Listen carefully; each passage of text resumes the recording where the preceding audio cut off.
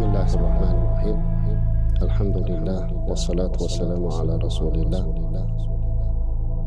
Alloh taologa cheksiz shukronalarimiz bo'lsinki, bizni mana shunday bir tabarruk bir diyorda tavallud topishni Alloh taqdir qildi. Buning uchun shukrona aytamizki, bu diyor ahli ilmlar, ulamolar, fozillar diyoridir. Bu ulamolar ichida, butun dunyo faxr qiladigan olimlar ichida ularning eng gul tojisi ulug'i albatta Imom Buxoriy hazratlaridir. Allohu akbar, Allohu akbar. Allohu akbar,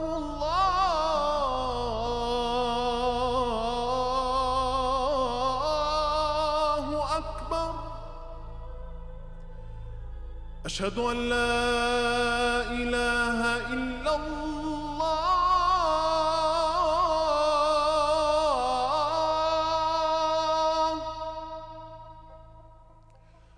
Ashhadu an la ilaha illallah.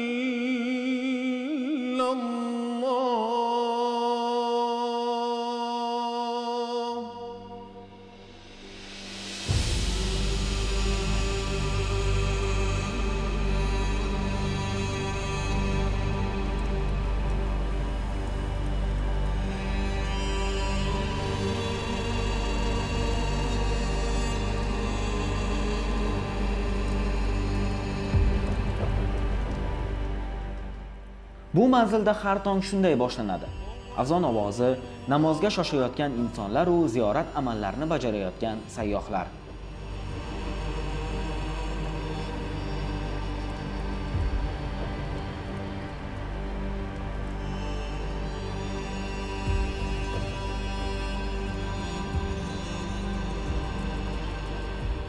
Yetti yil avval aynan Imom al-Buxoriy ziyoratgohiga keladiganlar, uning tarixi va joylashuvi haqida ma'lumotga ega insonlar kam emasdi. 12 ming ziyoratchini sig'dira oladigan mo'jaz maskan, uning oldida maqbara, shu bilan birgalikda bog', ziyoratchilar aylanishi uchun kichkina bir bozorcha ham mavjud edi. Ammo 2017-yilda davlatimiz rahbari Shavkat Mirziyoyev Birlashgan Millatlar Tashkiloti minbaridan turib, Imom al-Buxoriy majmuasini qayta bunyod etilishini e'lon qildi.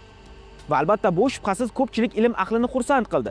Shunga qaramay, aynan ko'pchilikning xayolida bitta savol tug'ildi. Majmuani qayta qurish nimaga kerak?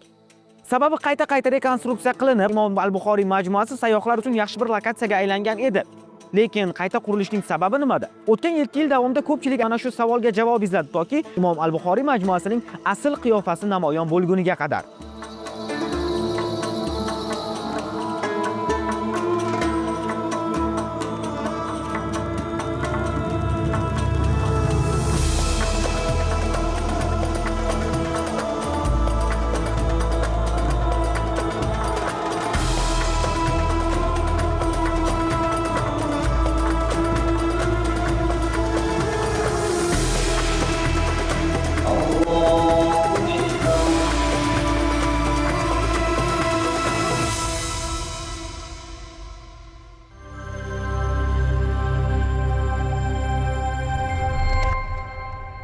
Mana shu uzoq yil sherda tug'ilib, sherda o'sib, mana hadis ilmining sultoni Imom al-Buxoriy bobomizni 98-yil remont bo'ldi. Undan keyin mana Shavkat Miromonovich albatta juda ham katta o'zgarish bo'ldi. Mana Xo'ja Ismoil shaharchasi degan nom oldik. Biz mana shu Xo'ja Ismoil mahallasida 5 mingdan ziyod aholi yashaydi. Lekin mana shu 6 yil ichida juda ham katta o'zgarishlar bo'ldi bu yerda. Buzilishini eshitganda ancha bu yerda yaxshi har xil gaplar ham bo'ldi, bu bo'lmaydigan narsa, bu anchagina hali haligi bo'ldi. Mana endi biz yetib keldik shu kunlarga, mana ko'zimiz bilan ko'rdik endi. Hamma ham o fikrda bo'lmadi-ku, endi ayrimlar aytdiki, bu hali qachon bo'ladi, qachon bitadi, bitib chalkashib qoldik degan gaplar ham bo'ldi. Mana 2026-yil Hayit namoziga muhtaram prezidentimiz kelib, buni ochib, mana butun hamma xursand hozir. Butun mana yerda yashaydigan aholi Qishloq ahli-ku mayli, ular bino qad rostlaguniga qadar turli xulosalar bilan yashashgan. Ammo mana shunday voqeliklarga guvoh jonli qahramonimiz majmuaning buzilishidan to qayta bo'y ko'rsatgunigacha o'z ko'zlari bilan ko'rib, xulosalarini yashirmadi. 21-yil 18-fevral edi, payshanba kuni edi. Men chiqdim. Payshanba navbatchi edim. Peshni o'qib, asr o'qib, endi chiqib yasham bo'ladi dedi. Biz ham bizda shu asrning shomga mana yerda muzeyda urdi, ekskavatorni urish. Shundan juma yopilib, shundan boshlab mana kecha Qurbon ro'za hayiti ochildi. 5 yil 1 oy deganda ochildi. U juma buzildi, bu juma ochildi. O'zim endi shu yerda xodim bo'lganim uchun shuni endi boshqa o'zi hech kim bilmasa, o'zim bilaman deb esimda qoldi. Keling siz bilan 2 daqiqa tarixga qaytamiz. 1956-yilda Indoneziya prezidenti Sukarno Sovet ittifoqiga tashrif chog'ida Samarqanddagi Imom al-Buxoriy qabrini ziyorat qilishga oshiqadi. Ammo ming afsuski, u paytda Imom al-Buxoriy qabri tikanzorda ko'pchilik e'tibor qilmaydigan darajada abgor holatda edi. Bundan tashqari, o'sha paytdagi Livan bosh vaziri Nadim al-Jisr ham Buxoriyning qabrini ziyorat qilishdek qat'iy talab bilan yurtimizga keladi. Ammo o'sha davr hukumati hatto Imom Buxoriy qabrining qayerda ekanini ham bilishmagan. Keyinroq Imom Buxoriy maqbarasi va u joylashgan Xartan qishlog'i ham xarob holda ekani ma'lum bo'ladi. Moskvadan mehmon 4 kunda poyezdda keladigan qilinadi va shu vaqt ichida ziyoratgohni tartibga keltirish vazifasi qo'yiladi. Buxoriy qabrining qanday holda ekanini aniq ko'rsatmaslik uchun Nadim al-Jisr manzilga tunda olib kelinadi. Ammo shunday bo'lsa-da, Livan bosh vaziri tonggacha Qur'on o'qib, muhaddis qabrining asl holini o'z ko'zlari bilan ko'radi. Aynan mana shu voqealardan keyin Imom al-Buxoriy majmuasiga e'tibor berish boshlanadi. 1997-yil eng katta ilk rekonstruksiya. O'zbekiston mustaqilligidan keyin Imom Buxoriy tavalludining 1225 yilligi munosabati bilan katta majmua qurildi. Masjid, maqbara va hovli barpo etildi. Bizning rakursimizdagi ushbu unikal majmua bunyod etilishi esa davlatimiz rahbari tomonidan 2017-yil 19-sentyabr Birlashgan Millatlar Tashkilotining 72-sessiyasida e'lon qilindi. Shundan so'ng Samarqandning Payariq tumanida ulkan qurilish ishlari boshlandi. Imom al-Buxoriy ilmiy tadqiqot markazi, hadisshunoslik oliy maktabi, Imom al-Buxoriy majmuasi, ulkan masjid hamda innovatsion muzey. Bularning barchasi o'tgan 6 yil ichida to'liq bitkazildi va siz ko'rib turgan ko'rinishga keldi.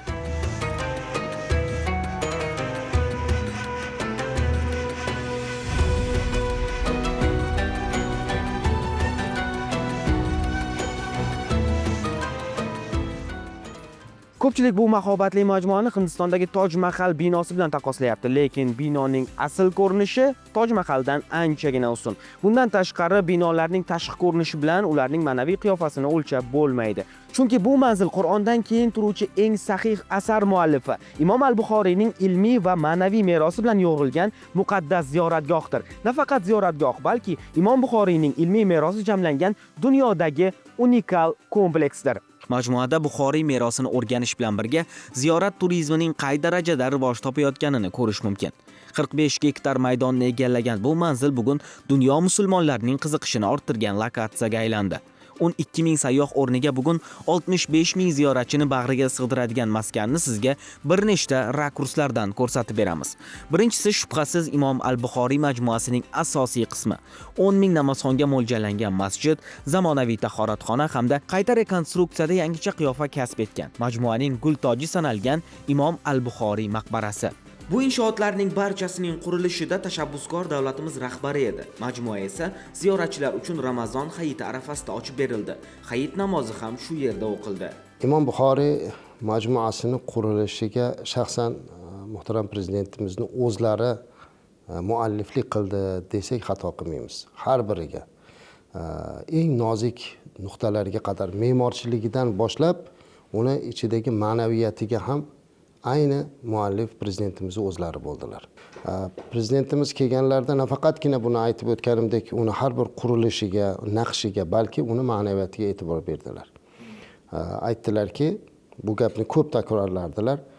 Imom Buxoriy hazratlarining ziyoratiga kelgan kishi bu yerda nafaqatgina ziyorat qilib, tilovat, duo qilib chiqib ketsin, balki Imom Buxoriy hazratlari qoldirgan merosdan, ilmdan nimadir olib chiqib ketsin deyardilar. Bahramand bo'lsin.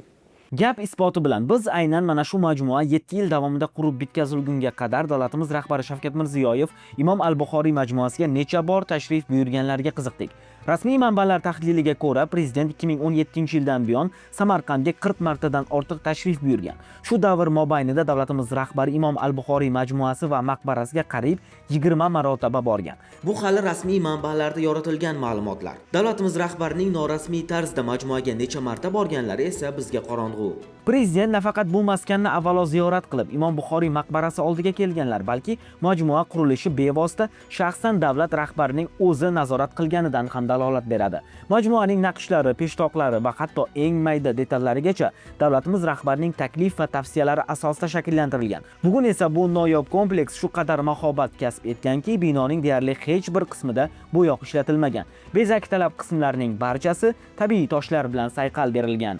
Biz Imom al-Buxoriy majmuasida intervyular olishda to'g'risi qiynalib ketdik. Aynan majmua haqida yurtdoshlarimizning fikrlari bilan qiziqqanimizda ular o'z tasavvurlarini to'liq tasvirlab bera olishmadi. Bundan tashqari aytishimiz kerakki, aynan yurtdoshlarimizda majmua haqida fikrlarini so'raganimizda ba'zilarining fikrlari takror bo'ldi. Shu bilan birgalikda ba'zilari esa binoning mahobatidan hayratlanib, bir so'z ham ayta olishmadi. Xoh u Tojikiston, xoh Qirg'izistonlik boringki, xorijliklarning barchasi va mahalliy sayyohlar Imom al-Buxoriy merosini ulug'lagan, unga hurmat ko'rsatgan davlatimiz rahbariga rahmat aytishdan to'xtayotgani yo'q. Xullas, Imom al-Buxoriy majmuasiga qanchalik ko'p odam kelayotganini mana bu manzaradan ko'rib olish qiyin emas. Ma'lumotlarga ko'ra, bir oyning o'zida bu yerga 1 millionga yaqin ziyoratchi tashrif buyurgan. Aynan mana shunday paytda sayohatchilar orasida men ham operatorimni yo'qotib qo'yib, o'zim tasvirga olishni davom ettirdim. Biz hozir bu yerda mo'ljallangan tahoratxonaga kiryapmiz va Imom Buxoriy majmuasida aytishimiz kerakki, bu yerdagi tahoratxonalar 165 o'ringa mo'ljallangan bo'lib, hammasi zamonaviy uslubda jihozlangan. Ziyoratchilar hozir juma namozini o'qishga tayyorgarlik ko'rishyapti. Assalomu alaykum aka. Yaxshimisiz, charchamayapsiz? Qanaqa ekan sharoitlar? Sharoit juda oliy, zo'r. Birinchi marta kelyapmiz. Biz bo'lganda ham qo'shni davlatdan keldik, Qirg'izistondan. Xush kelibsiz. Rahmat. Qanaqa taassurot? Assalomu alaykum. Juda zo'r solinibdi. Hamma sharoitlar, uslubiyalar juda zo'r. Otasiga balli kim solgan bo'lsa ham kecha Samarqandga kelib, birinchi shu yerga kelishimiz. Mana Xudo xohlasa juma namozini o'qib ketamiz. Biz 6 kishi kelganmiz Qirg'izistondan. Tojikiston dedimi? Tojikistondan ziyorat. Chil sharoiti onjaba. İnki şuraya da yavru dünyanın üstünde. Ne ismi? Nis, babarsınık. İnki joy, inki manzil yancam nis. Buraya ziyareti, hatta müdahale istemezdim, pişman mı olmadım o. İnce buraya tamir bu, tamir kasaplar. Ve amdım ya ziyaretçi İmam al-Buxoriy da ben idare ben gutta. Çanka sonnet onjaba. Moyak, biz ne para olmuyor. Biz ne diyeceğiz Uzbekistan. Şapkan müziği ki, hamik içinde buraya moyak, mayatından. Hadoran inayım satsalı şubat. Davlatda tinchlik obod qiladi. Alloh. Sog' bo'shit. Rahmat. Demak, ko'rishimiz mumkin, hozir bu yerda suhbatlashganlarning 3tasidan 2tasi qo'shni respublikalardan kelgan. Demak, aytishimiz mumkinki, bu yerda xorijdan kelgan sayyohlar soni ham juda ham ko'p. Assalomu alaykum. Yaxshimisiz? Qayerdan keldingizlar? Arijigandan keldingizlar. Qanaqa ekan? Birinchi ko'rgan taassurotlaringizni aytib خدمت‌های ناز کرده بودیم پرزیدنتتون خدمت‌های خوب کرده بودیم ما سال 2018 اومده بودیم این خیلی نبود با از این خیلی ها آباد شد با از این هم آبادتر شد و خدا هم ما تینجی آسودگی کرد و دوستی تاجیک و o'zbek buxanda bo'lsin. Shimoba. Assalomu alaykum. Bizlar tasavvurimizda bunchalik deb o'ylamagandik. Ilohim prezidentlarga mingdan bir rahmat. Dunyo turguncha tursin. Qo'shnichiligimiz abadiy bo'lsin. Hamisha borib kelib abadiy bo'lib, sog' omon borib, sog' omon kelaveraylik. Bu tasavvurlarni hech qachon biz o'ylamagandik bunchaligini. Tasavvurda ziyoti narsalar qurilyapti ekan. Siz qurilish payti ham kelgansiz? Ha, unga qurilish payti ham kelganman. 2-3 marta kelganman. Bunchalik bo'ladi deb hech o'ylamaganmiz. Tasavvurimizda yo'q edi. Bu tasavvurda hech inson, musulmon xalqi bu tasavvurni o'ylayolmaydi. Mingdan ming rahmat prezidentlarga. Qayerlardan keldingiz endi? Xorazmdan keldik. Men shunday deb hisobladim. Birinchi haram bo'lsa, ikkinchi Nabaviy, uchinchi shu majmua. Imom Buxoriy madrasasi. Hammaga, respublikamiz rahbariyatiga, buni ishlaganlarga, barchalariga beadad rahmatlar bo'lsin. Xuddi hajga borganga o'xshab qoldim, umraga borganga o'xshab qoldim. Gap yo'q. Rahmat buni qilganlarga. Ha, xorazmlik vatandoshimizning fikri ham yagona emas. Sayyohlar orasida Imom Buxoriy majmuasini Makka va Madinadan keyingi eng ulug' maskanlardan biri sifatida e'tirof etayotganlar ham ko'p. Bu gaplar masjid ichida ham quvonch bilan tilga olinardi. Biz ham juma namoziga hozirlik ko'rayotgan ziyoratchilar bilan suhbatlashish uchun masjid tomon chiqdik. Sayyohlar esa majmuani qiyoslash bobida tasavvurlarini yashira olishmadi. Ko'pchilik bu maskanning salobati va fayzini dunyoning eng mashhur ziyoratgohlari bilan tenglashtirdi. Unda o'tirsangiz, xuddi mana shu o'tiringda tasavvur qiling. Shu Madinani, Makkani mana ustimlarida. Shunda o'tirganda xuddi Makkada o'tirganday bo'ladi. Bu yerda zotlar Alloh taolo bu zot hurmatidan shu darajaga yetdik-da. Bu o'z-o'zi bo'lgan emas. Xudoyim taolo shu muyassar qildi. Mana u kuni odamlar aytdi, men xuddi dedi, men Makkada o'tirganday bo'ldim deydi. Madina o'tirib, shunda ravzalar o'tirib, shunda masjidda o'tirib, shunda chiqib ketganda bo'ldi. Shunday ta'sirot, chunki ular xalq ko'rdi-da. Prezident tashabbusini hamma umraga boryapti, 100 mingdan ziyod odam boryapti. O'shani xalqda hammasi qalbida qolgan. O'zbekistonda yashab endi birinchi kelishim edi. Menda juda katta taassurotlar, yaxshi, juda yaxshi. Aytishga til ojiz. Qalbim bilan hammasini ko'ryapman. Videoga ham olganim yo'q, faqat qalb bilan. Ikkinchi Ka'bada deyapman, biz Ka'bada bo'lganmiz, Makkada bo'lganmiz, Xudoga shukr, vobshe boshqacha. Masjidni obod, ko'rkamligini ko'rib juda hayajon bo'ldi, juda mazza qildik. Va muborak kunda keldingiz jumaga. Juma kuni Xudo xolasa barcha do'stlarimiz bilan keldik, mana o'tirishibdi. Bu joyni ko'rdik. Ploshadlarni ayting, masjidning cho'nglig'ini ayting. Makkada qanday bo'lsa hozir aytishdi. Makkada qanday, Qur'on kitoblarida bor qo'yilgan jasalg'alari xuddi Makka Madinadagi masjidlar tushibdir bu yerga. Xuddi bir Madinani muhitini beryapsiz-da. Shunga o'xshab qurilgan juda ajoyib. Mazza qilib ibodat qilib ketyapmiz. Oldingi holatiga ham barib kelgansizlar. Eski oldinga kelganmiz. Bunaqa qurilish kelib ko'rardik-ku, lekin bunaqa darajada chiroyli bo'lib ketishini xayolimizdan kelmagan edi. 94-yil bu yerda bo'lganman. Oddiygina bir hovuz, maqbaralar bo'lardi, oddiy muhit. Endi men hozir bu so'z bilan ojiz, endi o'zimni Makka va Madinada mana bularga ham aytib his qilyapman. Tasavvur cheksiz, so'z bilan tasvirlab bo'lmaydi. Va har bir detal, har bir mana bu yerdagi arxitektura qurishlari, har bir mana hozir o'tirishdan duo qildik. Birinchi mana shu ishlarga bosh-qo'sh bo'lgan yurtboshimizga, haqlarga duo qildik. Keyin har bir xizmat qilgan arxitektor bormi, xizmatkor bormi, malyar bormi, oddiy kimda nima hissasi qo'shgan bo'lsa, har birlarini duo qildim, chin dildan.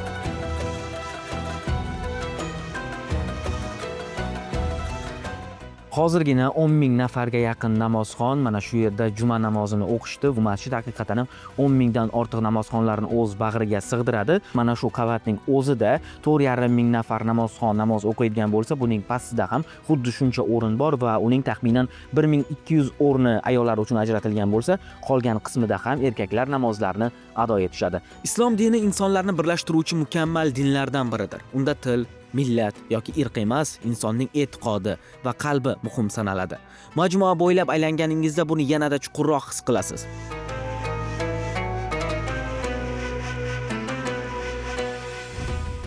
Dunyo safarlarida bo'laman, ko'p ulamolar bilan ko'rishdik. Mana shu yillar davomida mana 7 yil mobaynida bu majmua qurilib bitgan bo'lsa, shundan beri qayerga tashrif buyursak, birinchi beradigan savoli Imom Buxoriy majmuasi qachon bitadi degan savolni berardilar. Hamma intiqlik bilan kutdi. Va bugungi kunda qarang, avvallari aytaylik 10 ming, 12 ming odam ziyoratga kelayotgan bo'lsa, hozir 45 ming, 50 ming odamni ziyoratchini qabul qiladigan sharoit yaratildi. U nafaqatgina masjid, uni e'tiborga olish kerak, katta bir majmua bo'ldi. Kelganlar uchun sharoitlar yaratildi, mehmonxonalar, konferensiya zallar va hokazolar ichida. Va bu katta bir alohida bir o'zimizga xos bir majmua bo'ldi. Shuning uchun butun dunyo bu narsaga juda xursandchilik bilan qabul qilindi va biz aytamizki, men o'zim o'sha Imom Buxoriy masjidini ochilishida, ya'ni hayit kuni bir iborani ishlatdim. Bugun ham shuni aytmoqchiman. Davlatimiz rahbari tomonidan bu majmuani bino qilib bizga taqdim qilib berilarkan, bu faqatgina O'zbekiston musulmonlari uchun emas, balki butun dunyodagi musulmon ummatiga tuhfa bo'ldi.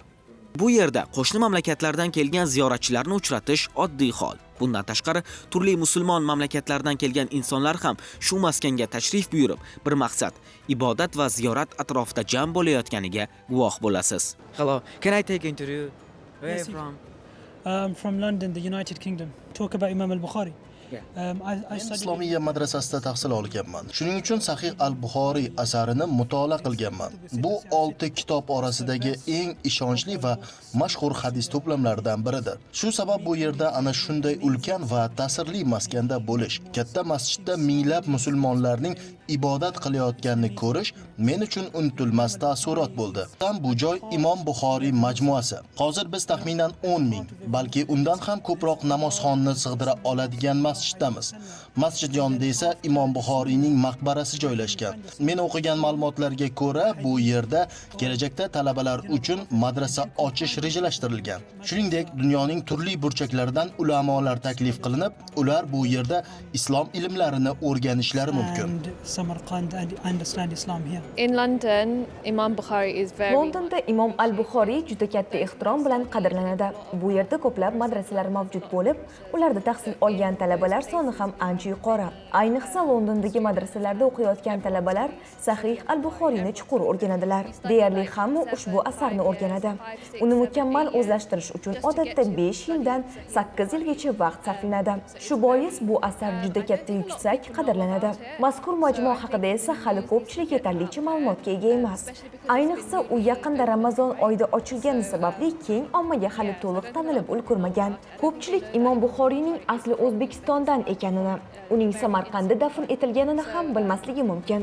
Bu haqida ko'proq insonlar xabardor bo'lishi kerak deb o'ylayman. I think that's not well known, so I think more people need to know about that. Yaxshi ta'sir etdik.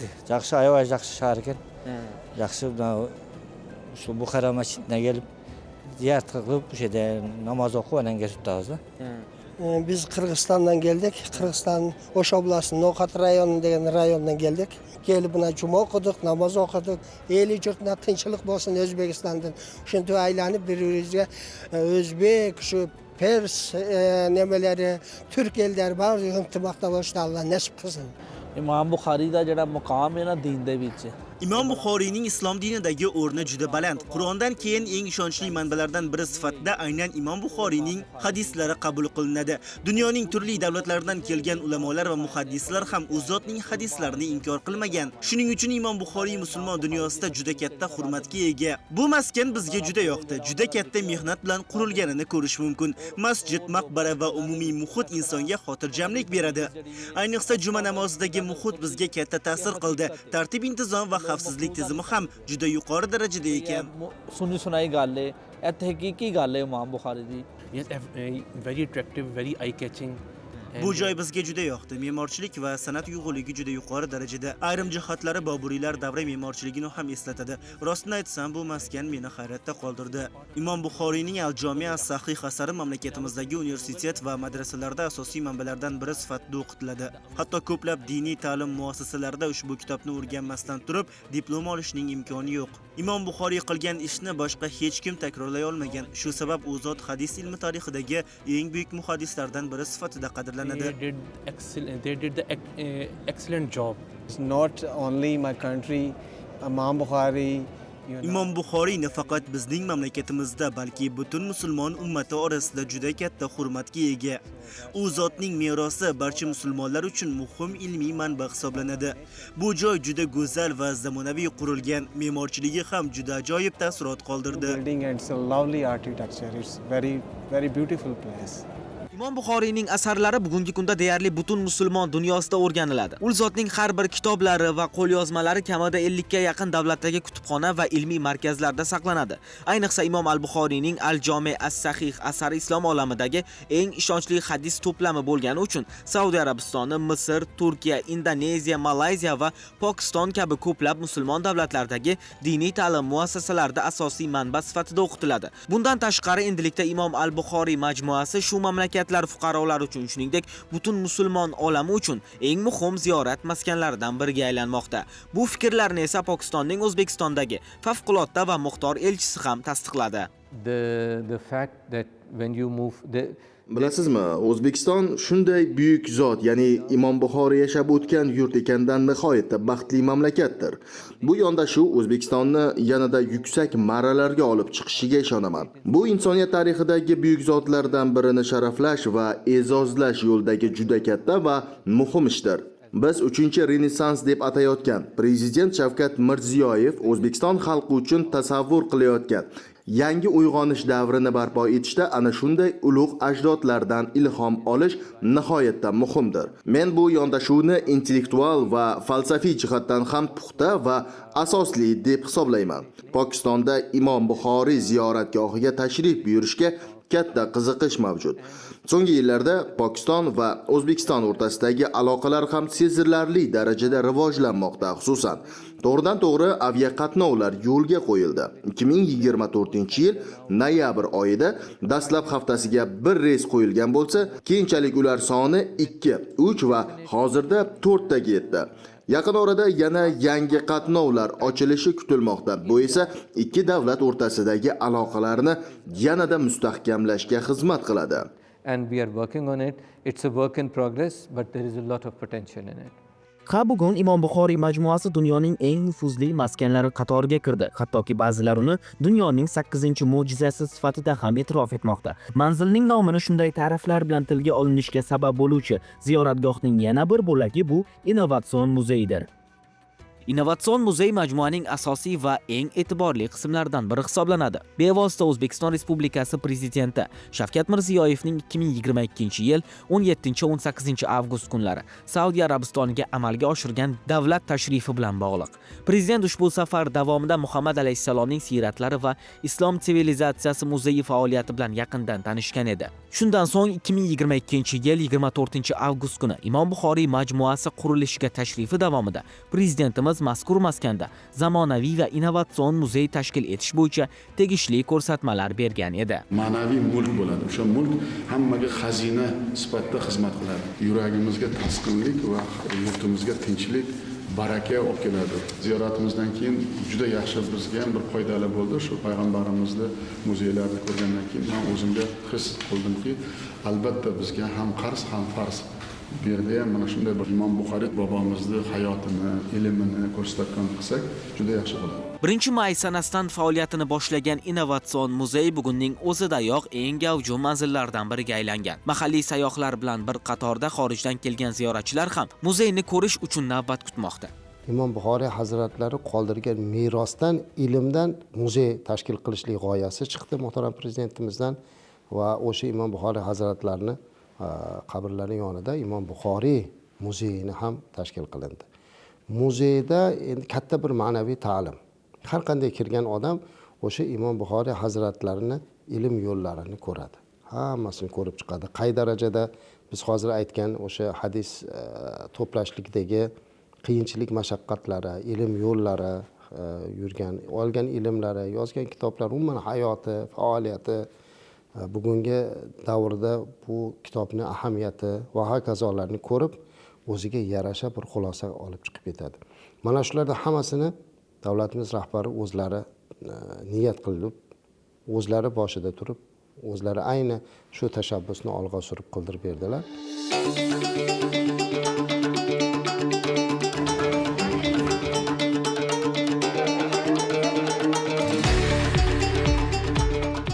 Xullas, muzey bo'ylab navbatdagi ekskursiyamiz ham boshlandi. Aytilishicha, manzilga bir kunning o'zida 3000 dan 5000 nafargacha ziyoratchi tashrif buyuradi. Ularning 1000 nafardan ortig'i esa xorijlik sayyohlar. Muzeyga kirishingiz bilan o'zingizni katta ilmiy markazda turgandek his qilasiz. Aslida ham shunaqa. Muhit juda zamonaviy va o'ziga xos. Bu yerda innovatsion yechimlar, multimedia vositalari hamda sun'iy intellekt texnologiyalaridan keng foydalanilgan. Har bir bo'lim insonni yangi ma'lumot olishga undaydi. Shu sabab bu maskandan nimadir o'rganmay chiqib ketishning imkoni yo'q. Muzey bo'ylab sayohatimiz esa aynan mana shu nuqtadan boshlandi. Biz hozir Imom al-Buxoriy innovatsion muzeydamiz. Bu muzey umumiy 9 ta qismdan tashkil topgan va birinchi qism payg'ambarimiz Muhammad Mustafa sallallohu alayhi va sallamga bag'ishlanadi. Ko'rishingiz mumkin, mening hozir o'ng tomonimda Muhammad alayhisalomning ism va sifatlari bir manzilda jamlangan. Chap tomonimda esa Qur'oni Karimda ismlari zikr qilingan 25 ta payg'ambarning ismlari keltirilgan. Bundan tashqari bu muzeyda innovatsion yondashuvlar juda ham ko'p. Ko'rishingiz mumkin, bu yerda payg'ambarimizning shajaralari ham tasvirlangan va bu yashil rangda. Sababi payg'ambarimiz yashil rangni yoqtirganlar. Yana bir narsani aytib o'tishimiz kerakki, bu yerda hozir payg'ambarimizning yashagan uylarini ham ko'rishingiz mumkin, ya'ni 360 darajada bemalol ko'rsa bo'ladi. Mana bu uyning eshigi deydigan bo'lsak, mana bu qism yotoqlari va barcha jarayonlarni mana shu yerdan o'tkazib ko'rishimiz mumkin. Shuni ham aytib o'tishimiz kerakki, aynan bu innovatsion muzeyda sun'iy intellekt texnologiyalaridan ham keng foydalanilgan. Muzeyda tarix va zamonaviylik uyg'unligini bir maskanning o'zida ko'rasiz. Imom Buxoriyning yashab o'tgan davri, ilmiy faoliyati, ustoz va shogirdlari bilan bo'lgan muloqotlari hamda muhaddis merosini bugungi kunda o'rganayotgan davlatlar haqida ma'lumotlar innovatsion texnologiyalar asosida namoyish etilgan. Umuman olganda muzeyning barcha 9 ta pavilyoni alohida tarix va mazmun haqida hikoya qiladi. Muzeyning birinchi qismi Muhammad alayhissalom va nubuvvat tarixi deb nomlanib, bir nechta tematik bo'limlardan tashkil topgan. Ikkinchi qismda hadis ilmi va uning shakllanish bosqichlari haqida ma'lumot beriladi. Uchinchi bo'lim esa bevosita Imom Buxoriyning hayot yo'llari, ilm izlab bosib o'tgan safarlari va buyuk merosiga bag'ishlangan. Muzeydagi har bir detalga alohida e'tibor qaratilgan. Masalan, kirishingizdagi tepadagi mana bu qog'ozlarda hadislar yozilgan bo'lsa, muzeyni aylanib chiqquningizcha bu umumiy kitob holiga keladi. Yuqoridagi bu muhr payg'ambarimiz Muhammad sallallohu alayhi va sallamning muhrlari, Xotamun Nabiy deb nomlanadi. Shu hujjatlarga ana shu uzuklari bilan muhrlarni qo'ygan. Ichkaridagi ekranda esa payg'ambarimiz Muhammad sallallohu alayhi va sallam tug'ilganlarida dunyoda bo'lgan mo'jizalar. Ya'ni islom dinidan avval insonlar turli xildagi buyumlar, ya'ni haykallarga sig'inishgan. Payg'ambarimiz tug'ilgan vaqtda esa ana shu haykallar singanlari, ya'ni osmondan yorug'likning tarqalishlari tasvirlangan. Bu yerda o'sha paytdagi payg'ambarimiz Muhammad sallallohu alayhi va sallam yashagan davrlaridagi Makka shahrining hayoti. Bu yerda ham ana shunday turli xildagi haykallarning sinishi, ya'ni o'sha davrda ko'pchilik insonlar Zardushtiylik diniga sig'inishgan, ya'ni olovga to'satdan o'sha abadiy olovning so'nish jarayonlari tasvirlangan.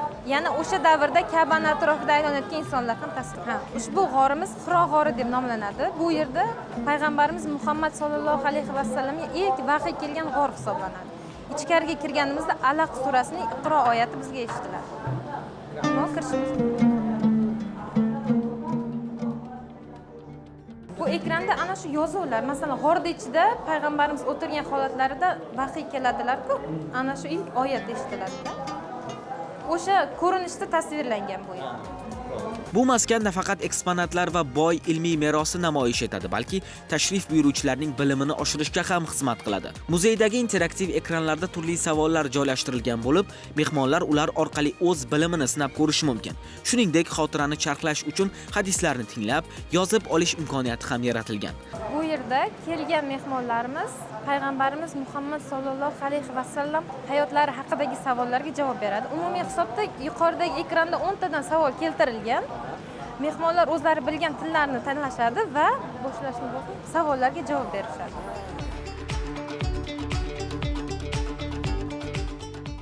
Quraysh qabilasidan bo'lgan. Bu ekranlar yodlash o'yini deb nomlanadi.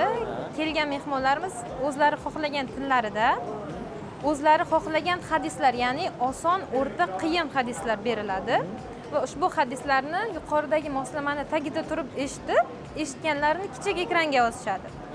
Keyin tekshirib ko'rsa bo'ladi, qanchalik to'g'ri yoki da noto'g'ri yozganliklarini. Har bir yaxshilik sadaqadir. Hozir yozib beraman. Yozaymi? Ha. Yozish qiyinroq lekin.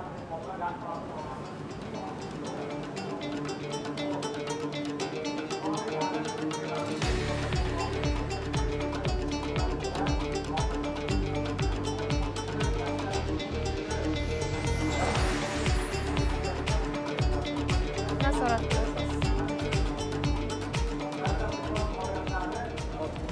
Endi yozuvim to'g'ri o'qiy olmagani uchun noto'g'ri chiqardi. Muzeyning 5-pavilyoni Imom Buxoriy fazilatlari deb nomlanadi. Bu bo'limda allomaning ulkan ilmiy salohiyati, hadislarni saralashdagi mashaqqatli mehnati, taqvosi va islom olamidagi yuksak o'rni haqida ma'lumot beriladi. Shuningdek, Imom Buxoriyning yoshligidan kuchli xotira egasi bo'lgani, ustozlari va yaqinlariga bo'lgan samimiy munosabati ham zamonaviy usullarda namoyish etilgan. Har bir pavilyon bo'ylab Imom Buxoriy hayotidan hikoya qiluvchi videolar uzluksiz namoyish etilib, tashrif buyuruvchilarni mavzuga yanada yaqinlashtiradi. Prezidentimiz o'zi umuman doim bitta gapni aytadilar. Qanday inshoot bo'lsin, bu masjid bo'lsin, madrasa bo'lsin yoki bo'lmasa aytaylik, ilm maskani bo'lsin, shifoxona bo'lsin, qanaqa bir katta bir inshootni qurganida doim aytadigan bir fikrlari bor. Davlatimiz rahbarini, Alloh ularning umrlarini uzoq qilsin. Aytadilarki, bu binoni qurdik, buni hamma sharoitini qilib berdik. Endi buni ichidagi ma'naviyati, uni ilmi nima bo'ladi? Bu tomoniga qarash kerak deydilar. Bu eng asosiy masala. Shuning uchun ham bilasizki, muhtaram prezidentimizni doimiy hech ham charchamasdan qayta aytadigan gaplari ilm, muallim, ta'lim, mana shu haqida ko'p gapiradilar. Shuning uchun ham bu Imom Buxoriy hazratlarining majmualarini qilishlikda ham muhtaram prezidentimizning eng birinchi safga qo'ygan talablari, niyatlari, g'oyalari faqat ilm bo'ldi. Ana bundan keyin ziyorat, ana bundan keyin ibodat u yerda sharoit bo'ldi.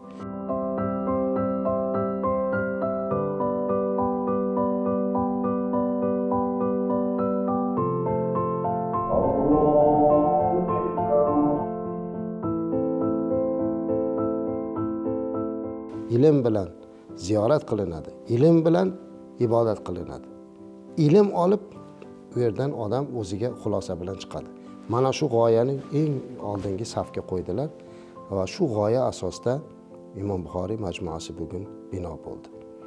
Imom Buxoriy hazratlarini majmuasida davlatimiz rahbari niyat qilardilarki, borgan odamlar ham ziyorat qilsinlar, ham ibodat qilsinlar va mana shunga sharoit bo'lsin. O'zingiz bilasiz, mana hammamiz oldingi holatlarni bilamiz. O'zi Imom Buxoriyni ziyorat qilishlik juda mushkul ish edi oldinlar. Imom Buxoriyni umuman hayotiga qaraydigan bo'lsak, hayotiga.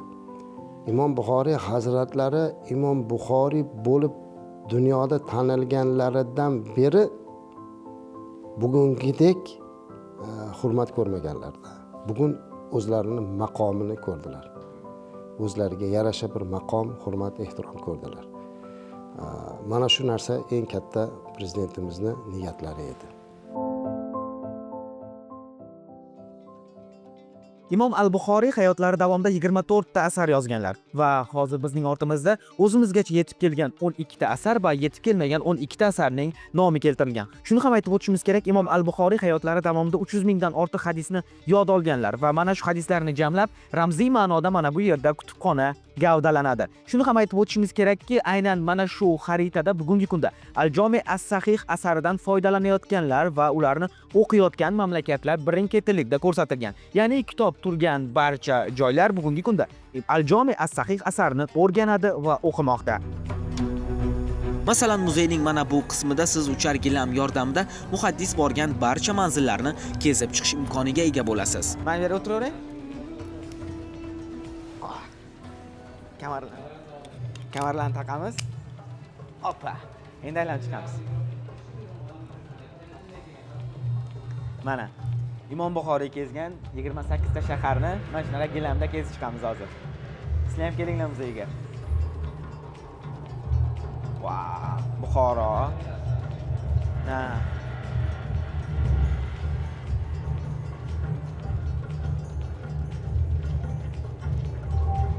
Buxoro arki.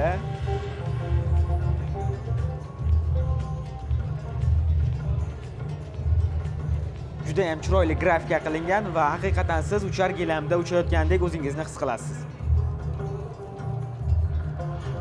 Tog'larda, tog'lar orasidan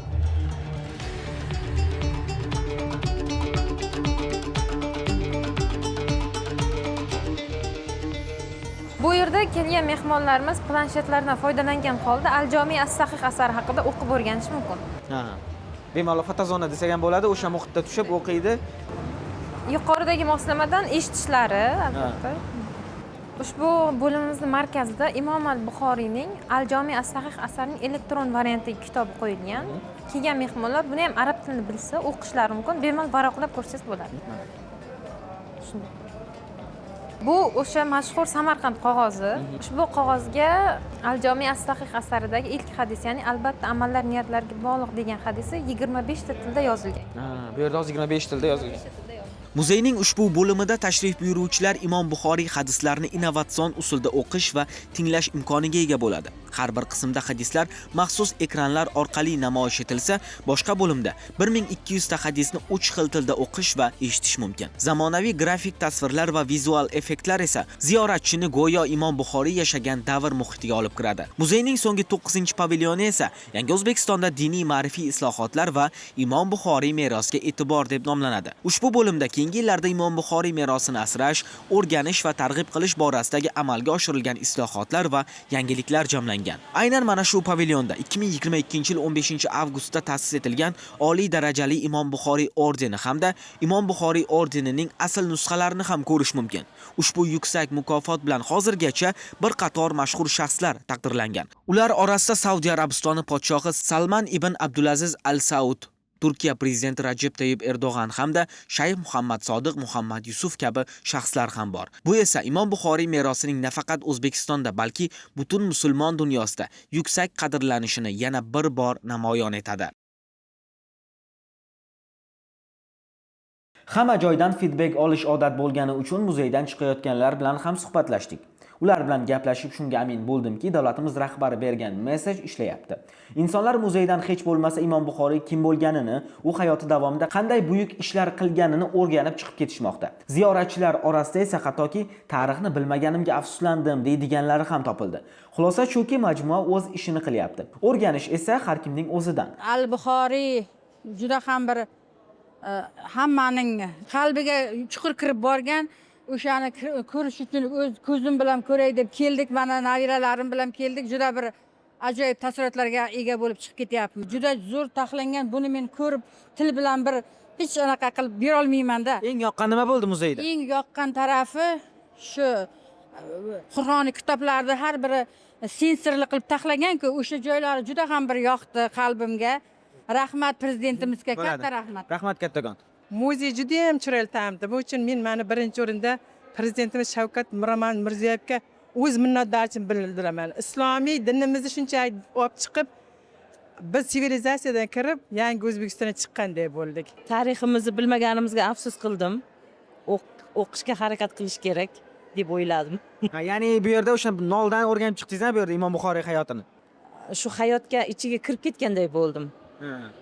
O'sha davrga tushib ular bilan birga yashaganday, ayniqsa nima ko'zi ochilgan onani o'rnida bo'p qolganday ko'zimdan yosh chiqib ketdi. Aka, bir kunda bu yerga qancha odam keladi? Bir kunda 3000 dan 5000 gacha. Bir kunda xorijliklar vaqtiga qarab bugun misol katta delegatsiya keldi. Bir 500 da xorijliklar keldi bir kunda. Bugunning o'zida. Bugunning o'zida. Bugun qandaydir katta bo'ldi. Такая красота. Тут нельзя сказать, что мне больше всего понравилось. Понравилось абсолютно все. Само оформление, сама вот эта величавость вот этого всего комплекса. И плюс ко всему то, что это наша история. История, которая останется в памяти не только старшего поколения, но и будущего наших детей и внуков. Поэтому очень огромное спасибо, я бы сказала, нашему президенту, который это все в свое время решил воплотить в жизнь. Ayni damda biz hozir Imom Buxoriy majmuasining ma'naviy markazidamiz va ortimizda hozir Imom Buxoriy maqbarasi turibdi. Aynan bu maqbara rekonstruksiyadan oldin 9 ga 9 o'lchamda bo'lgan va qayta rekonstruksiyadan keyin maqbara ham kattalashtirilgan va uning bugungi hajmi 14 ga 14 o'lchamda va 27 metr balandlikda tashkil etadi. Aynan mana shu maqbara atrofida sharqona ruhda bezatilgan ayvon ham bor va mana shu ayvonda devorlarda 70 dan ortiq hadislar chiqarib qo'yilgan. Hozir biz aynan mana shu narsaga e'tibor qaratamiz, ya'ni yurtdoshlarimiz bu yerni aylanib chiqqandan keyin qaysi hadisni eslarida qolgan yoki qaysi hadisni bizga yoddan aytib berishadi. Aynan mana shu narsani hozir sinovdan o'tkazamiz. Bo'tga kelib yaxshi so'z ham sadaqaligini, prosta tak yaxshi gapirish kerakligini ham bildim. Yo ikkitasini o'qidim. Yana bittasi rostgo'ylik yaxshilikka yetaklaydi, yaxshilik jannatga yetaklaydi. Assalomu alaykum. Yaxshimisiz? Ziyoratlaringiz qabul bo'lsin. Men bu devordagi hadislarni o'qib chiqdingizmi? Birortasi esingizda qoldimi? Yo'q, bu tomonlar ko'rganmiz, bu tomonda qaradim. O'qib chiqdingizmi birortasi? O'qidigan o'tabey. Hadislarni o'qidingizmi bu yoqdagilar? Aylanib ziyorat qildik. Yo'q. Hadis. Istiqomat. Yo'q, o'qiganimiz yo'q, nimalarni eshitdik. Mana bu ayvon tagidagi hadislarni o'qib chiqdingizmi? Yo'q, o'qimadim hali. Aylanmadingiz? Endi aylanyapsiz-da. Ha, bo'ldi. Rahmat kattakon. Xo'p. Qarang, biz umuman hadis o'qimadim deganlarni alohida terib chiqqanimiz yo'q. Kamerani syomkasi hali uzilgani yo'q. Kimdan so'rasak, hali o'qimadim deyapti. Ya'ni o'qidim deganini eshitganimiz yo'q. Ya'ni ataylab terib chiqqanimiz yo'q. Sizlar qaysi yodlaringizda qoldi? Nima haqida ekan? Qo'shnilarga yordam qilish, ehson qilish to'g'risida ekan. Qaysi qo'shnimga qilsam bo'ladi desa, eshiga eng yaqin qo'shningizga qiling. Demak, hozir bitta life hack mana QR kodda 12 ta tilda hadislar yozilgan bo'ladi. Yozilgan bu yerda bemalol o'qish mumkin. Lekin hozir to'g'ridan-to'g'ri QR kodni ko'rsatganda mana telefon orqa foni bir xil bo'lishi kerak-da. Qora bo'lishi kerak mana. Kiritamiz. Hozir chiqib keladi. Internetimiz yongan mana. Ingliz tili, rus tili, o'zbek tili, turk tili, qozoq tili, qirg'iz tili, tojik tili, turkman tili, arab tili. Demak, 12 ta tilda bemalol o'qish mumkin. E'tibor berdik, o'qib kelyapsiz. Qaysi biri yodingizda qoldi? Hadislarni. Insonga yaxshilik qilgan inson bu dunyoda ham yaxshilik ko'radigan hadislar bor ekan. Yana qaysi hadislar? Yozib telefonimga ko'chirib qo'yibman, bu temir daftarimga yozib qo'yaman akajon. Uch qizi bo'la turib, uch singlisi bo'la turib yaxshilik qilgan inson jannatga kiradi. Yaxshi so'z ham ehson ekanda, shunday so'zni eshitdim. Yodimga qoldi. 3 ta singlisi yoki 3 ta qizi bo'lgan inson jannatga kiradi degan so'zni o'qidim. Ayollardan ikkinchi kishi aynan shu hadisni eslab qolgan ekan. Bu yaxshi. Yaxshi, siz ham sadaqadir. Ha, shuni eslab qoldingiz-a? Rahmat kattakon, salomat bo'ling. Mana bor ekan-ku, aytadigan yoshlar ham bor ekan-ku. Silay rahimda tengma-teng qilgan odam silay rahim tiklangan emas deb o'qidik shuni. Sizdachi? Kimniki 3 ta qizi yo 3 ta singlisi bo'lsa, o'sha jannatga kirish albatta kirishi mumkin deganini. Aynan mana shu hadisni yodlab qolgan 4-odamsiz siz. Sizchi? Kimda kim o'sha qavm qarindoshlar bilan aloqani uzgan bo'lsa, ularga rahmat yog'ilmaydi degan.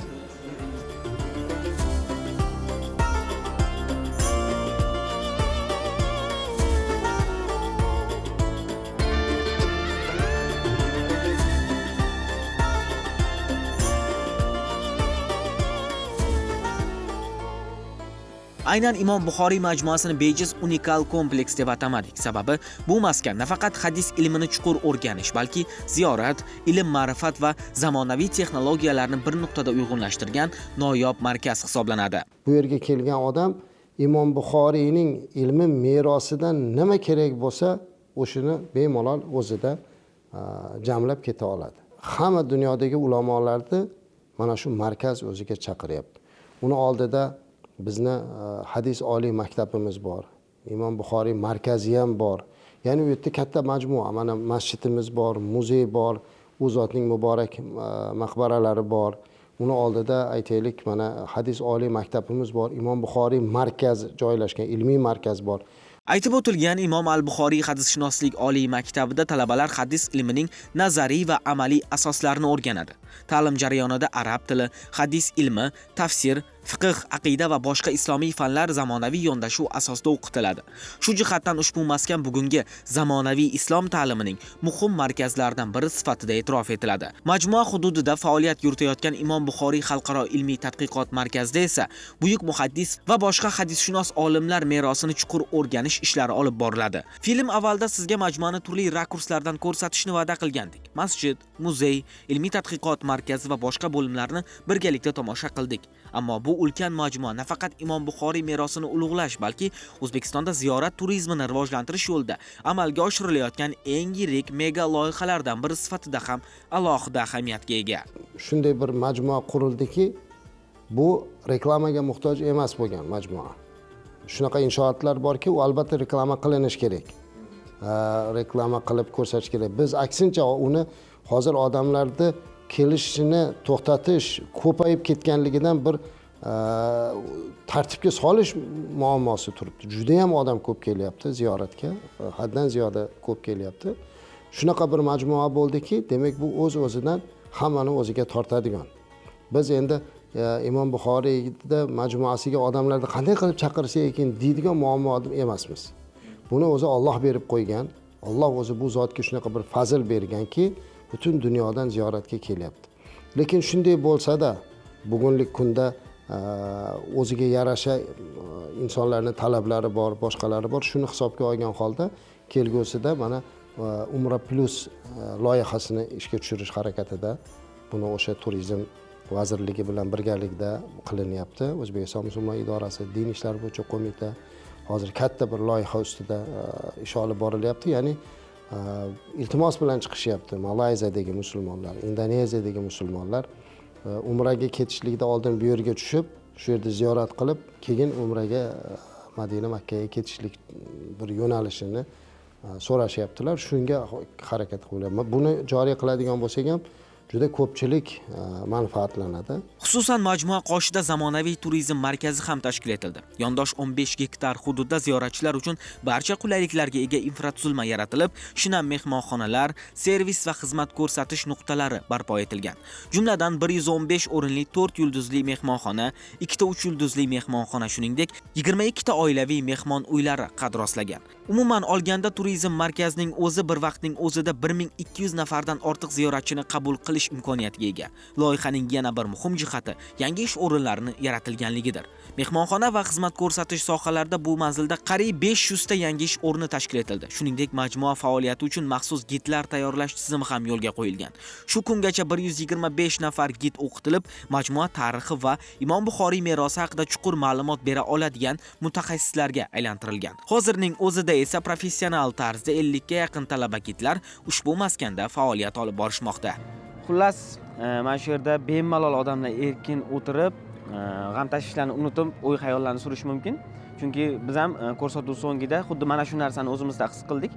Ya'ni ko'rsatuvni tasvirga olishga kelganimizda birinchi, ikkinchi kunlar faqat syomkalar bilan bo'lib, bu yerdagi haqiqiy atmosferani boricha his qilmagan edik, lekin 3-kun mana o'zimiz ham bemalol aylanib, xulosa qilib, qaysi gaplarni aytishimiz paytida bu yerning haqiqiy tarovatini his qildik. Ya'ni ko'pchilik yurtdoshlarimiz bu yerga kelganda o'sha Masjidul Nabaviyya, Makka Mukarramani eslatchi, ya'ni xuddi o'sha yerdagi hissiyotlarni odam tuyadi deb va biz ham mana 3-kun xuddi shunday xulosaga keldik. Ya'ni bemalol sayr qilasiz, sokinlik bu yerda ufurib turibdi. Masjidga kirganingizda esa faqat namoz o'qiysiz, faqat yaxshiliklarni tilaysiz va umuman olganda bu yerda o'sha Imom al-Buxoriyning umri davomida qilgan barcha narsalarni siz ko'rishingiz mumkin bo'ladi. Aytishimiz kerakki, bu yerdagi o'sha masjidga kelib namoz o'qish yoki qolaversa muzeyga kirib eng innovatsion muzeydan Imom al-Buxoriyning hayotini o'rganish, maqbaralarini ziyorat qilish, qolaversa eng zamonaviy sharqona usulda bezatilgan ayvonda siz 70 dan ortiq hadislarni o'qib, shu yerning o'zidan bilim olib ketishingiz kerak bo'ladi.